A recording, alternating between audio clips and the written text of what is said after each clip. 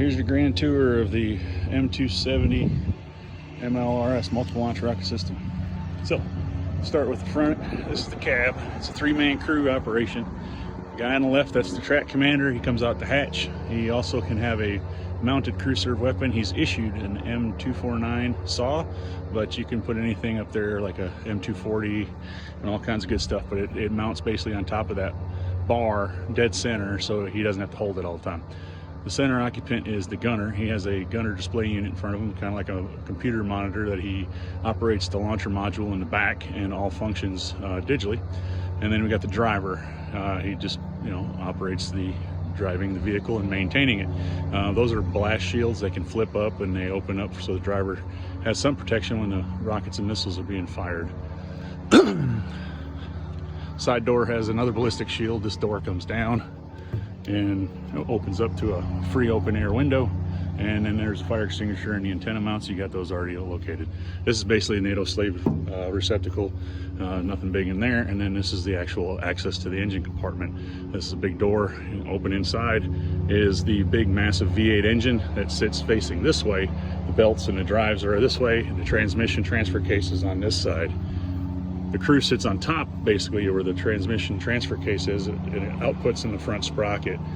Going to the back, the cylinder heads sit somewhere around in here, V8 both sides, and then as you can see on the very top up here, that's the radiator sitting directly over top of it. So that's what this big box is here, and that's just the air filter, air intake.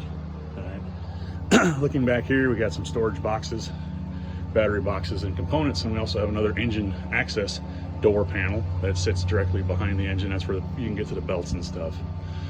All right, we got travel locks, basically that holds it in place. Sits right here when it's in transport mode until it's ready to launch.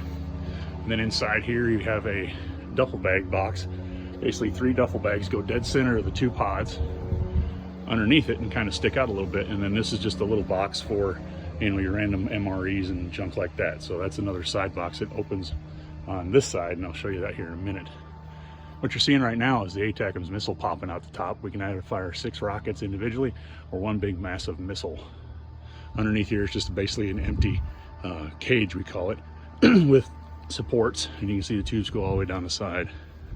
This is only for static display and maintenance. It's called a jury strut. It doesn't stay there all the time. It just keeps it from falling on the troops.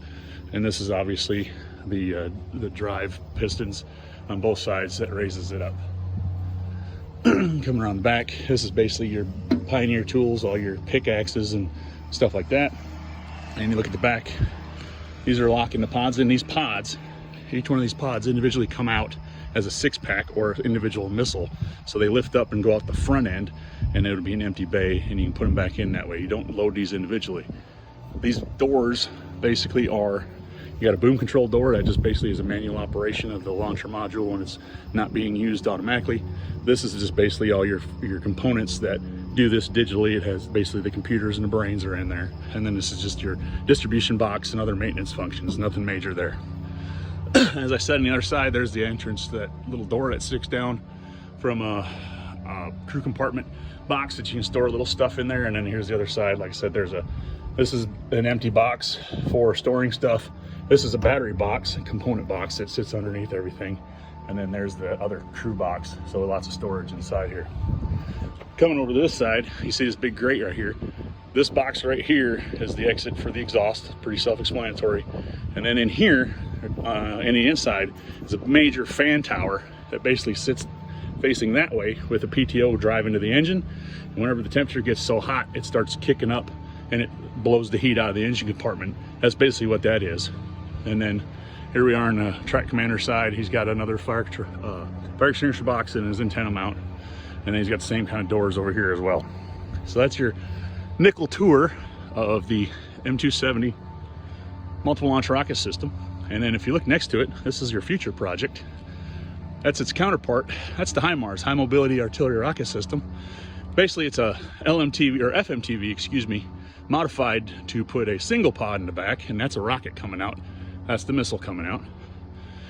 And it's up armored, and here's a little teaser for that, so you guys have something to look forward to in the future, because these are both the same MOS, we call them military occupation specialty for the Army, but this particular one is a Marine only, and they actually fire off the decks of naval flatbed decks and kind of cool stuff like that. So if you want to tour that someday, I will definitely give you that tour.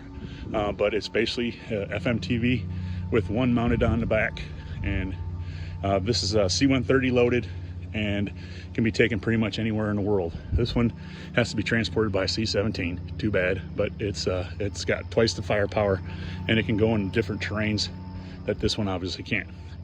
All right, man, so hope that answers a bunch of your questions, and feel free to ask any more. I'll definitely do my best to help you guys out, and I look forward to seeing the finished product.